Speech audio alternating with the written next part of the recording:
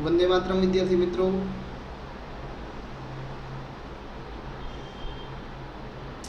चौथा भागनी अंदर तमारुं सर्वनुं स्वागत है। बराबर, तो दाखला लेशुं। थोड़ा सामान्य है उदाहरण ने, मतलब कि एमसीक्यू में पूछाय एवा छे। एमां पहेलुं छे आपणी पासे एक्जाम्पल। तमे भणो छो चेप्टर नंबर 14 डोलोनो। बराबर, आई एम राइट અને કુશળતાથી ભણતા હશો એવું માનીએ।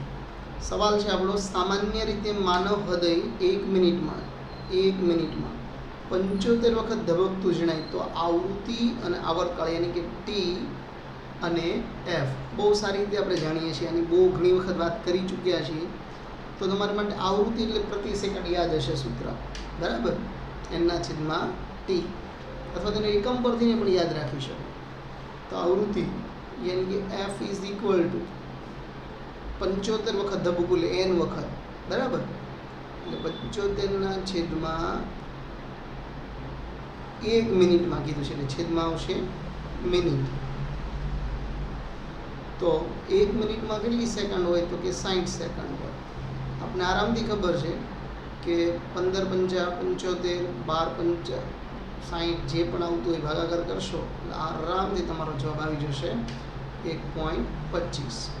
બરાબર, અને પ્રતિ સેકન્ડ, આ પ્રતિ સેકન્ડને આપણે હર્ટ્ઝ તરીકે વ્યાખ્યાયિત કરીએ છીએ, યાદ કરો, હર્ટ્ઝ।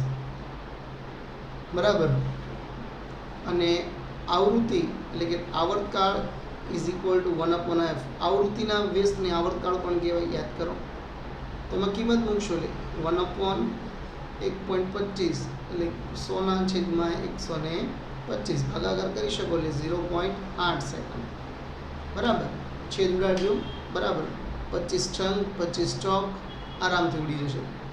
બરાબર, 25 ચોક અને 25 પંચા એટલે 2 વડે ગુણો 2 વડે ભાગો એટલે 4 થઈ જાય 8। ઓકે, ઓલરેડી આના સૂત્ર પણ આપણે જાણીએ છીએ, વ્યાખ્યા આવડી જાય એટલે આવડી ગઈ। બરાબર, હવે જો આવા એમસીક્યુમાં વધારે પૂછાતા હોય છે, એકવાર શીખી લઈએ એટલે તમને આરામથી ફાવી જાય। નીચે આપેલા સમયના વિધિમાંથી કયું વિધેય આવર્ત ગતિ, બિન આવર્ત ગતિ, આવર્ત ગતિના દરેક કિસ્સામાં આવર્તકાળ આપો, ઓમેગા એ ધન અચળાંક છે। એટલે તમારે નક્કી કરવાનું છે કે આવર્ત ગતિ એટલે શું ને બિન આવર્ત ગતિ એટલે શું। તો તમને ખબર છે કે આવર્તકાળ બધાનું સમાન હોય તો આવર્ત ગતિ કહેવાય, પછી એને સરળ આવર્ત ગતિમાં રૂપાંતર કરી શકે। એના માટે જો એક એક્ઝામ્પલ લઈ લઈએ આપણે। પહેલી રકમ જો કેટલી રકમો આપી છે 4, એમાં પહેલી રકમ આપવામાં આવી છે sine omega T plus cos omega T. યાદ કરો, બે વિધેયનો સંયોજનનો સરવાળો કરે એટલે આપણી પાસે sine alpha plus or minus બીટાની ફોર્મ્યુલા એટલે એ પ્લસ બીની ફોર્મ્યુલા છે। તો પહેલાં હું લઈએ sine alpha dot cos beta plus or minus હોય તો પ્લસ ઓર માઇનસ, અને અહીંયા આવશે શું આવશે કોસ આલ્ફા સાઇન બીટા। આ ફોર્મ્યુલા યાદ રાખવાની। બરાબર, તો એ ફોર્મ્યુલા બનાવવા માટે અહીંયા મારી પાસે બે જ કિંમતો છે, એક તો એની આગળ કોઈ કિંમત નથી। બરાબર, તો આ LH બરાબર RH શક્ય બનાવવા માટે આપણે કિંમતો ધારતા હોઈએ છીએ। આ સૂત્ર છે બી ગ્રુપ માટે, સૂત્ર પ્રમાણે। તો √2 વડે ગુણ્યું અને ભાગતા, √2 વડે ગુણતા અને ભાગતા। તો જો તમે √2 વડે 12 લઈ લીધો, તો આ જે કિંમત વધી ગયો, અહીંયા સાઇન ઓમેગા ટી તો છે જ, અહીંયા પણ સાઇન ઓમેગા ટી છે, અહીંયા કોસ ઓમેગા ટી છે, અહીંયા કોસ ઓમેગા ટી છે। તો વધારાનું આવ્યું તો એની જગ્યાએ કોઈ કિંમત મૂકી શકાય અને એને આપણે કહીશું કોસ। અહીંયા જો કોનું સ્થાન છે સાઇન આપ્યો તો એટલે બાજુના પદમાં કોણ વધે કોસ, એટલે આ જે કિંમત થઈ એ આપણી કઈ થઈ કોસ π/4, અને અહીંયા જે કિંમત થઈ એ સાઇન π/4 એટલે કે 45 નો ખૂણો હતો। પણ આખાની જગ્યાએ શું લખી શકાય, આ સૂત્ર લખી શકાય, એના જેવું બની ગયું એટલે સાઇન આલ્ફા આગળ √2 આવી ગયા। તો એનો મતલબ કે આ સૂત્રને તમે આમ પણ લખી શકો અને એ સરળ આવર્તનું વ્યાપક સમીકરણ સાથે સરખાવવામાં આવે। બરાબર, તો સમીકરણ જોઈ શકો છો, y બરાબર a sine omega T plus 5 સાથે સરખાવો બરાબર. ઓમેગાની કિંમત તો તમને ખબર છે, ઓમેગા ઇઝ ઇક્વલ 2πf, કિંમત મૂકો એટલે 2π/t. તો ઓમેગાની જગ્યાએ આ પણ કિંમત મૂકી શકાય. બરાબર. તો અહીંયા આવર્ત ગતિ દર્શાવે છે કે આવર્તકાળ જુઓ, આવર્તકાળ શું થયો 2 ઓમેગા. બરાબર. અને કોણીય આવૃત્તિ આ. તો આ આવર્ત ગતિ દર્શાવે છે, બિન આવર્ત ગતિ છે નહીં. અહીંયા આ સમીકરણ કોના જેવું થયું? આના સમીકરણ સાથે સરખાવી શકાય છે. સેમ આવું સમીકરણ છે. બરાબર. એટલા માટે બીજી રકમ અહીંયા આપી છે એ પ્રમાણે 3 વસ્તુ છે: sin omega T, cos 2 omega T, sin 2 omega T. આવર્ત ગતિ છે પણ સરળ આવર્ત ગતિ નથી, આવું સાબિત કરવાનું છે આપણે. બરાબર. તો આપણે હમણાં જોયું સરળ આવર્ત ગતિ એટલે શું? કન્ટિન્યુ હોય, એનો આવર્તકાળ ફિક્સ હોય. તો અહીંયા આવર્તકાળ જુદા જુદા છે. જો અહીંયા ઓમેગા ટી, તો માની લો કે સાઇન પ્રકારની એક વિધેયની ગતિનો આવર્તકાળ શું થાય? તો કે ઓમેગા બરાબર 2πf0 પ્રારંભિક હોય. તો એને લખાય હું? તો કે 2π/t0. t0 ને કરતા બનાવું એટલે શું લખાય? t0 બરાબર 2π ઓમેગા. તો જેટલો થાય એટલો રિપીટ મારવો જોઈએ. બીજી વખત જો 2 ઓમેગા ટી છે, દેખાય છે 2 ઓમેગા ટી. તો એને કરતા બનાવું તો એની અંદર કિંમત જુઓ, આ કિંમતને શું લખી શકાય? એટલી કિંમત t0 લખી શકાય. તો પહેલાં આવર્ત આખો હતો, હવે કેટલો થઈ ગયો? અડધો. હવે એના પછી જોયું એનો આવર્તકાળ ઘટતો જાય છે. જે તરંગનો આવર્તકાળ ટી હતો, બરાબર, આખો, પછી એ પાછું નાનું થયું આખું આવર્ત એક વિધેયમાં, તો પાછું ઘટ્યું ચોથા ભાગમાં. બરાબર. એટલે એનો આવર્ત બદલાય, એટલે કે દરેક પદની ગતિ આવર્ત છે પણ દરેક પદનો આવર્તકાળ જુદો છે. જો અહીં ચોથા ભાગનો થઈ ગયો, અહીં અડધો, એટલે અહીં આખો હતો 100%, 50% અને 25%. એટલે ટી લઘુત્તમ અંતરાલ છે. ત્રણેય પદમાં સરવાળો પુનરાવર્તન થાય તો સરવાળાનો એક આવર્ત વિધેય જેનો આવર્તકાળ 2π ઓમેગા હોય, એ તો બધાને ખબર છે એટલો હોય, પુનરાવર્તન કરતો હોય તો જેને કહીએ છીએ ને આપણે આગળ. પણ અહીંયા એવું પુનરાવર્તન થતું નથી. એટલા માટે શું કહી શકાય? દરેક પદ આવર્ત ગતિ છે પણ સરખો પુનરાવર્તન નથી કરતો, એટલા માટે એને સરળ આવર્ત ગતિ કહેવાય નહીં. પછી e⁻ આવે ને લોગ આવે તો પણ ના કરે. આ ડાયરેક્ટ તમને પદ સમજાવું, પણ છતાં પણ જો સમજવું હોય, e⁻ આવે કોઈ પણ રકમની અંદર તો આવર્ત નથી, કારણ કે સમય સાથે વધારા સાથે એનું મૂલ્ય ચરકાગીન રીતે ઘટે છે. એટલે ટી ઇન્ફિનિટી માટે વિધિનું મૂલ્ય 0 થઈ જાય અને આનું મૂલ્ય પુનરાવર્તિત થતું નથી. તેથી બિન આવર્ત વિધિ કહેવાય. બિન આવર્ત ત્યારે જ કહેવાનું જ્યારે પુનરાવર્તિત થતું ન હોય ત્યારે. અને પુનરાવર્તિત થાય તો આવર્તકાળ, તરંગ લંબાઈ બધું સમાન હોય. લોગની માટે વાત કરીએ તો સમય ટી સાથે એક પક્ષી રીતે વધે છે લોગમાં, અને તેનું મૂલ્ય પુનરાવર્તિત થતું નથી, એટલા માટે પણ એને શું કહેવાય? આ તમારા ફિક્સ બિન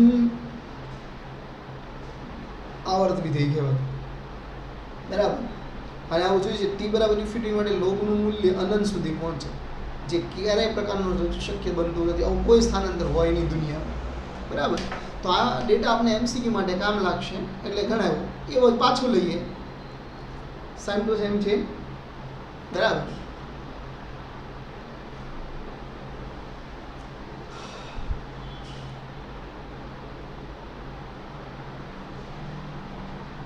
નીચેના સમયમાં કયો વિધેય સરળ આવર્ત ગતિ આવર્ત પરનું સરળ આવર્ત નથી તેમ રજૂ કરે છે? દરેક કિસ્સામાં આવર્તકાળ આપો.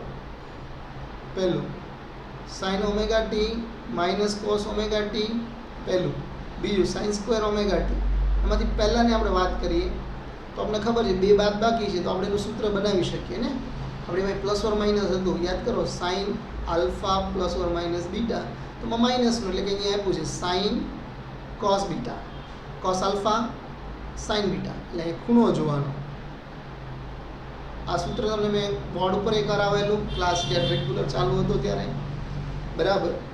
બે ખૂણાની બાદબાકી. તો એનો મતલબ દર વખતે આપણે √2 વડે ને √2 વડે ગુણશું, sin 45ની કિંમત સરખી થાય, એટલે 92 નો સરવાળો બાદબાકી. બરાબર. તો √2 વડે ગુણતા ને √2 વડે ભાગતા. બરાબર. તો આ જે કિંમતને પાછળ લખીએ આપણે, આ કોની કિંમત લખી શકાય? જો આપણી પાસે સાઇન હોય તો આ જવાબ કોનો હોય? કોસનો હોય. તો cos π/4. આ cos ઓમેગા ટી છે તો આ કોણ હોય? સાઇન. બરાબર. તો આ સમીકરણ સરખાવતા આપણે ખબર પડી કે એનો આવર્તકાળ શું થશે? ઓમેગા ટી સાથે સરખાવો તો કોઈ પણ હોય આ રીતે જો કરતું હોય 2 પાઈ ગણાને આપણે કોણિયાવૃત્તિ કહીએ છીએ. તો પ્રારંભિક કળા કેટલી છે? -π/4 -π/4. હવે એને આવી રીતે પણ લખી શકાય. 2 પાઈમાંથી બાદ કરો π/4 એટલે શું થાય? 8π/4 એટલે કેવું? 7π/4. બરાબર. આ બંને લખી શકાય. માઇનસ લખવું એનો મતલબ એ તમે સમજી ગયા કે ચકડાની અંદર તમે માઇનસ આવે એટલે અહીંયા આવ્યા, અને એની જગ્યાએ તમે આમથી આવો, આમ આવો તો -π/4, આમ આવો તો 7π/4. બરાબર. અને આ ગતિ સરળ આવર્ત ગતિ કરે છે. અહીંયા આનો આવર્તકાળ કેવો રહે છે? ફિક્સ રહે છે. બરાબર. હવે વર્ગવાળા પદમાં જોઈએ તો એનું પણ એક ફોર્મ્યુલા છે. બરાબર. જો sin સ્ક્વેર થીટા તમારી પાસે હોય તો તમે શું લખી શકો? 1 માઇનસ અહીંયા 2 હોય, 2 sin સ્ક્વેર થીટાનું સૂત્ર છે 1 - cos 2 થીટા. તો sin square theta is equal to લખી શકાય 1 - cos 2 θ/2. 2 sin સ્ક્વેર થીટાનું સૂત્ર યાદ રાખો. મેથ્સ વાળાને તો આવશે પણ ડી ગ્રુપ માટે ખાસ. તો લસાઅને છૂટો પાડો તો આ વિધેય આવર છે પણ સરળ આવર્ત ગતિ દર્શાવતું નથી. બરાબર. કારણ કે એનો આવર્તકાળ જો આવો થવો જોઈએ. કેવો થવો જોઈએ? t = 2π/ω. તો અહીંયા કેટલો આવ્યો? π/ω આવ્યો. એટલા માટે આપણે એને ના પાડી. સમજાય કે અહીંયા 2ω છે ને, છેદમાં 2ω મૂક્યું મેં. અહીંયા મારે આવર્ત ગતિ કરતું હોય સરળ તો એનો આવર્તકાળ કેવો આવવો જોઈએ? 2π/ω આવવો જોઈએ. પણ અહીંયા કેટલો આવ્યો? આવર્ત ગતિ છે પણ તેનું સંતુલન બિંદુ શૂન્યને બદલે 1 પર જ આવે છે દર વખતે. આ પદ 0 થઈ જશે. બરાબર. આ પદ 0 થવાનું નથી.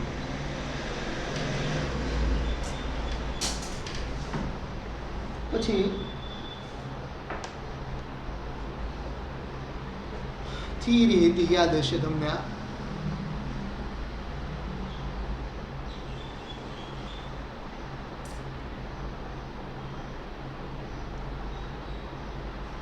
પણ એના પહેલા આ દાખલો લઈ આવો જેથી તમને ખબર પડે કે હું સર ભણાવે છે.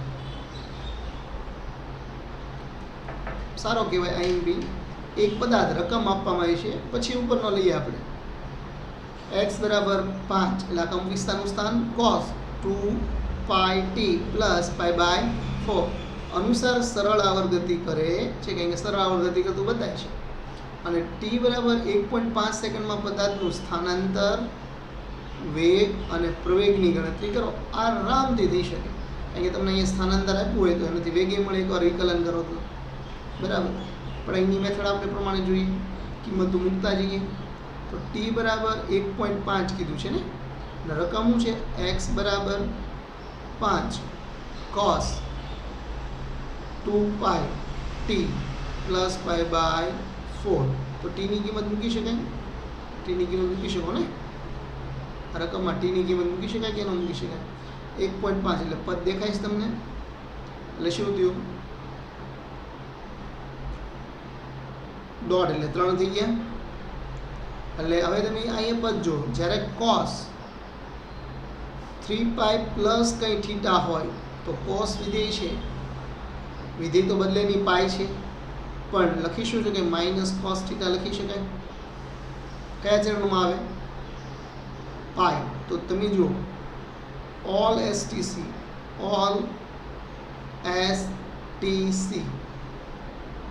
તો 3π એટલે અહીંયા શું આવે? 2π અને અહીંયા આવે 3π. 3π પ્લસ થીટા એટલે એનું કેવું ચરણ આવે? ત્રીજું ચરણ. અને ત્રીજા ચરણમાં cos કેવું છે? ઋણ. બરાબર. એટલે માઇનસ. સમજાય છે? એટલે યાદ રાખવું પડશે માઇનસ શું કામ આવ્યું. એટલે અહીં જો કે મેં રીઝન બતાવેલું છે તમને. ત્રીજા ચરણમાં આમાં બધા ધન હોય, આમાં tan અને cot ધન હોય. બરાબર. cosec અને sec, sin અને cosec. તો હવે જુઓ cos π/4 ની કિંમત કેટલી થાય? તો કે 1/√2 ભાગાકાર કરી લે, સ્થાનાંતર મળી ગયું. બહુ ઇઝી દાખલા છે, સરળતાથી. તમને આવું જો કોસ તમને π/2 નથી કીધા પ્લસ થીટા તો તમારું વિધેય ફરજ, બરાબર. ઓલ એસટીસી આવડવું જોઈએ અને એના અગાઉ આપણે જે શીખ્યા છે એ યાદ રાખો. હવે જો વીનું સૂત્ર, તો વીનું વિકલન કરશો એનું સૂત્ર બનશે. તો વેગનું સૂત્ર યાદ કરો. વેગનું સૂત્ર આપણે યાદ હોય તો વી બરાબર -a sin ωt. ફાઈ રકમમાં નહીં ભાઈ, આપણું મેઇન સૂત્ર. તો માઇનસ એની કિંમત 5, ઓમેગાની કિંમત કેટલી રહેશે? ઓમેગાની કિંમત રકમમાં જુઓ. હા, અહીંયા આપી દો ઓમેગાની કિંમત. ટીને મૂકી દો, કારણ કે સાઇન ઓમેગા ટી હોય ને, સાઇન ઓમેગા ટી, એની જગ્યાએ હું તમને આમ આપું સાઇન 2πt. તો ઓમેગાની કિંમત કેટલી લખાય? 2π. રકમમાં જોતું જવાનું, બરાબર. એટલે તમે એની કિંમત મૂકી શકો. કેટલી મૂકી શકો? 2π. સાઇનનું સાઇન, પછી 2π, ટીની કિંમત 1.5. ફાઈ કેટલો? તો કે π/4, જે રકમમાં ઓલરેડી તમને દેખાય છે. આને ફાઈ કહેવાય. ઓલરેડી બધા જ કમ્પ્લીટ સૂત્ર તમને ખબર હોય. આખું આ સમીકરણમાં આ કંપ વિસ્તાર છે, આ ઓમેગા છે, આ સમય છે, આ પ્રારંભિક કળા છે, આ સ્થાનાંતર છે, વેગનું સૂત્ર આપણે આવડે છે. કિંમત મૂકો, સાદુરૂપ આપો. પણ ફરીથી તમારી પાસે આવ્યું સાઇન 3π + 4. તો યાદ કરો, ત્રીજા ચરણમાં સાઇન પણ ઋણ છે. ત્રીજા ચરણમાં all STC, all S T અને સી, આમાં બધા ધન હોય. સાઇન, ટેન અને કોસેક એના વ્યસ્ત ધન હોય. ટેન અને કોટ, બરાબર. કોસેક એટલે અહીં કોણ આવશે? સેક, બરાબર ને. સાઇન સાથે કોણ આવે? હા, સાઇન અને સેક. કોસ અને કોસેક અહીંયા ધન હોય. કિંમત મૂકો એટલે π/4 અને ઋણ ચિહ્ન, એટલે ઓલરેડી ઋણ તો હતું જ વેગ, એટલે માઇનસ માઇનસ શું થઈ ગયા? આ માઇનસ આવ્યું, આ માઇનસ એટલે પ્લસ, એટલે 10π/4. π/4 ની કિંમત 1/√2. કિંમત મૂકો એટલે એટલો આવ્યો. હવે આ જ વસ્તુ આપણને પ્રવેગનું સૂત્ર ખબર હોય. પ્રવેગ બરાબર -ωx, કારણ કે x આપ્યો છે તો લાંબુ કેમ મૂકવું ભાઈ? 2π આખાનો વર્ગ, અને x ની કિંમત -3.535 આવી હતી ઉપરનો દાખલો. સાદુરૂપ આપો એટલે જવાબ 2 ઋણ ચિહ્ન છે. ધન 139,414, એટલે આપણે એનો જવાબ લખી શકીશું એપ્રોક્સલી, નિયર બાય, કારણ કે આમે તમને ખબર છે 3 ડિજિટમાં જોતો છે. તો આ ટાઈપના દાખલા હોય છે, બરાબર. સરસ મજાના. એટલે ઉપરના દાખલામાં પણ એવું જ હતું. જો કે આ જે ખૂણાવાળી વાત છે ને, એ જ આપણે સમજવાની પ્રયત્ન કરવાના છે.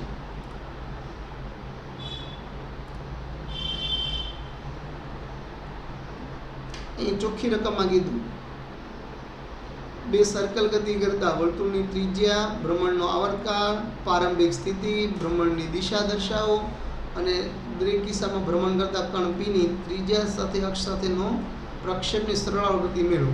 આકૃતિ એમાં દર્શાવ્યા પ્રમાણે રકમમાં બધું જ આપ્યું છે. અહીં 4 સેકન્ડ આપી છે. કણ પી અહીંયા હતો, કણ P2 અહીંયા ગયો, T બરાબર 0 સમય, બરાબર. તો એવી રીતે આ 30 અહીં આપી છે. જો બરાબર, આની ગતિ આ ટાઈપ આપી છે, બરાબર.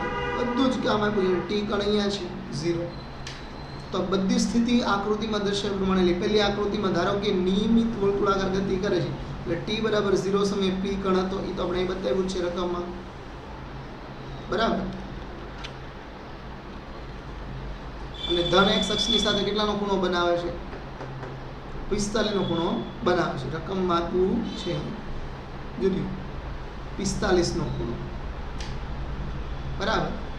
તો આકૃતિમાં દર્શાવ્યા પ્રમાણે જો અહીંયા પણ મેં શરૂઆત બતાવી દીધી, 45 નો ખૂણો બતાવી દીધો, અને ધન x અક્ષની સાથે x અક્ષ, અને એ પણ કેવી? ધન. તો આપણે જે થીટા બને એવું બને, થીટા = ωt + φ. વ્યાખ્યા જ હતી આપણી. ઓમેગાની કિંમત શું લખી શકીએ આપણે? 2π/t + π/4 એ લખાય. અહીંયા 45 નો ખૂણો એટલે π/4 થાય, યાદ કરો. એટલે એની જગ્યાએ આવું લખીએ કે બનાવેલો ખૂણો બનાવે. હવે ઓલરેડી તમને ખબર છે P થી P2 સુધી જાય તો તો એનું સ્થાનાંતર કેટલું થાય? તો માની લો કે સ્થાનાંતર જે થયું અહીંથી આ તરફ, તો એને આપણે OP-2 કહીએ. તો એનું સ્થાનાંતર લખાય a cos omega T plus 5 વડે બતાવાય, કારણ કે એક્સ અક્ષ પર છે. ચલો આપણે આને અંતર આપણે એક્સ કાપ્યું એવું કહીએ, તો અહીં કિંમત મૂકી શકાય ને બધી. જો અમે ટી બરાબર 4 સેકન્ડે ફરે છે રાઉન્ડ, તો ટીની કિંમત 4 મૂકવી પડશે ને. ટી બરાબર કેટલો આવર્તકાળ આપ્યો છે? 4 સેકન્ડ રકમમાં. તો ટીની કિંમત મૂકો, 4 4 કેન્સલ, બરાબર. ટી બરાબર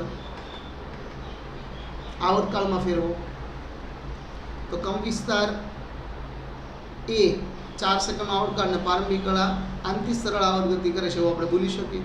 સેમ બી આકૃતિમાં ખૂણો કેટલાનો આવ્યો છે? કાંઈ નથી આપ્યો, એનો મતલબ 90નો છે. જો એક્સ અક્ષ સાથે 90નો ખૂણો છે અને 30 સેકન્ડ આવી છે, તો સેમ સૂત્રમાં મૂકવાનું, બરાબર.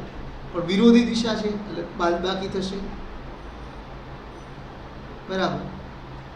એટલે યુગ્મ વિધેય cos યુગ્મ વિધેય એટલે ધન લખાય. બસ આ રીતના દાખલા હોય છે.